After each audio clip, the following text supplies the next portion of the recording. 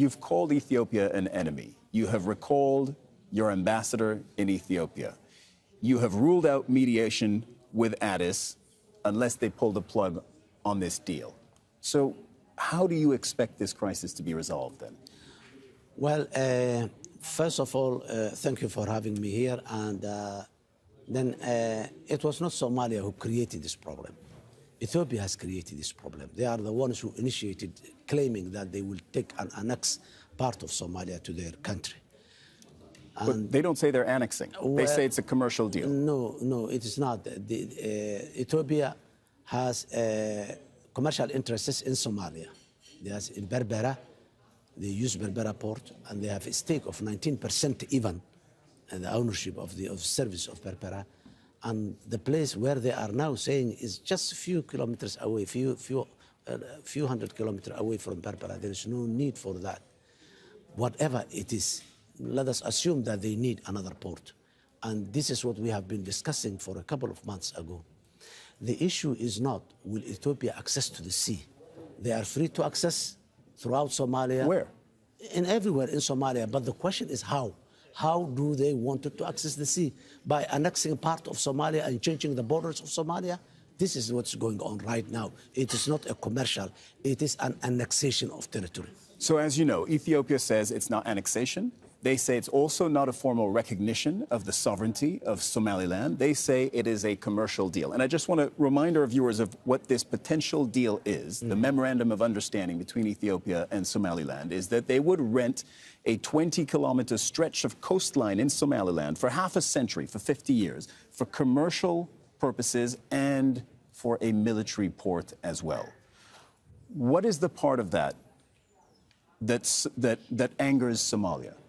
First of all, Somalia is an independent and sovereign state.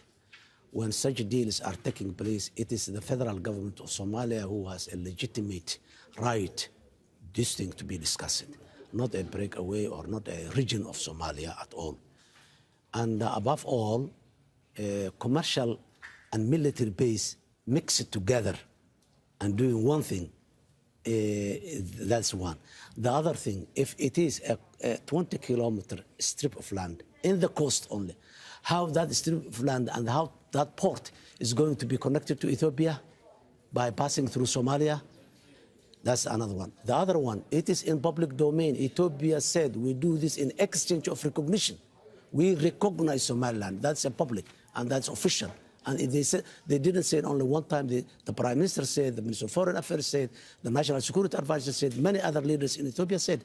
So the recognition is there. But I'm sorry, but they have walked that all the way back, Somalia has. They have said this is not an official recognition of the sovereignty of Somaliland. We don't have that yet. It's you who have that. No, they put it on Twitter. No, the Twitter is not the way to communicate between states. Have you spoken to the Ethiopian Prime Minister then? No.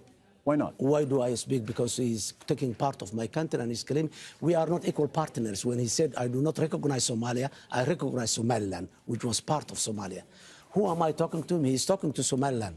How does this get resolved if there's no communication between you and Ethiopia? He has to. You know, Somalia has not initiated this problem. It's Ethiopia has initiated. It is in the ball is in their court. They have to open the means of the conducive environment to communicate and to negotiate and to dialogue. It is up to them. It's not us. So what do you say to Ethiopia?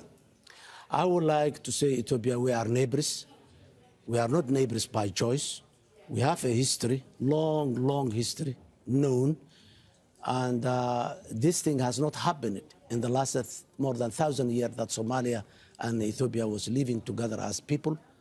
We have some difficult histories, but I'm not going back to that history, which is difficult. But now, in 21st century, let the Ethiopia recognizes the sovereignty, the territorial integrity, and the political independence of Somalia, the Federal Republic of Somalia. Then we are two partners. We can negotiate everything. Ethiopia can have access. They can have deals with us, everything. But not the way they are approaching now. That's not the way the modern world works. Have you spoken to the leadership in Somaliland? 1st January is the time when MOU was signed. On 27 December and 28 December, we were having a dialogue discussion in Djibouti. and we have a very good environment and very good discussion on us. And even when that conclusion was ended, Prime Minister Abiy appreciated, and he said, this is a good step taken towards the right direction. To me, he said to me, but the next day he signed that agreement. Yeah, so indeed, you were with the leaders of Somaliland 2-3 days before that memorandum of understanding was signed. Are you saying then that they kept you in the dark about what they were about to do? Yes, they never mentioned. We have been discussing how to unite Somalia, not how to give part of Somalia to Ethiopia. No, this was not the subject of discussion. The subject of discussion was the unity of Somalia, how we unite and how we address the grievances of the past and all this. That was the discussion. What are you asking Ethiopia to do, and what happens if Ethiopia goes through with this memorandum of understanding, this deal? Look, one thing is very clear. Ethiopia has no right to do that. Diplomatically, legally, it has no right to do But what if they do it? Well, that is another case. Let us hope that they will not do it. This is a piece of land that belongs to Somalia, and Somalia will never yield whatever pressure that comes on it. We will keep claiming our territory, and we will take it back, whatever it costs. So far, Ethiopians, they didn't come into Somalia yet, and we hope that they will not. If they come in, then that will be a problem at a different level.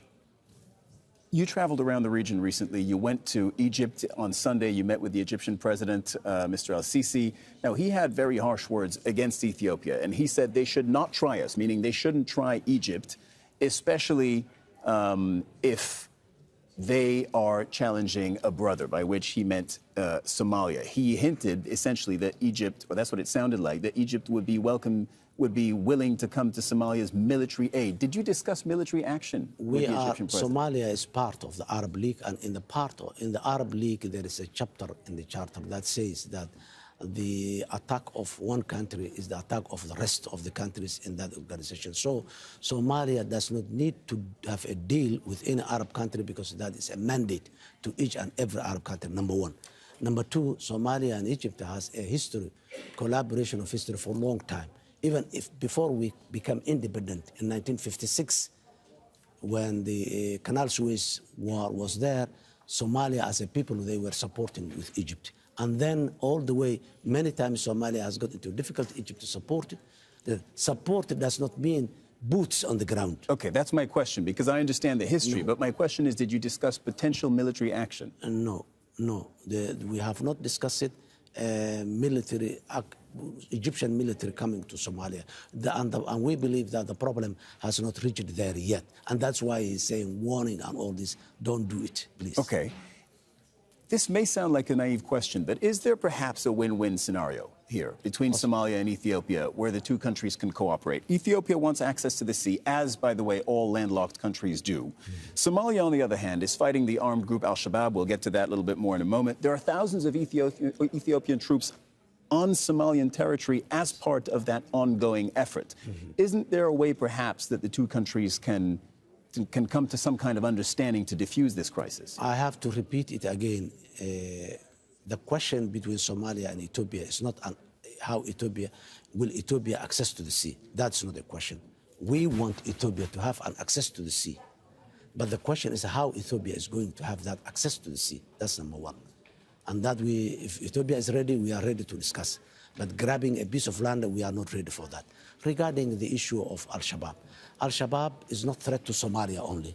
Al-Shabaab is a regional threat, is a continental threat, and it has been, this Shabaab has been interfered in Ethiopia, in Kenya, in Uganda, in Djibouti, and in Europe even.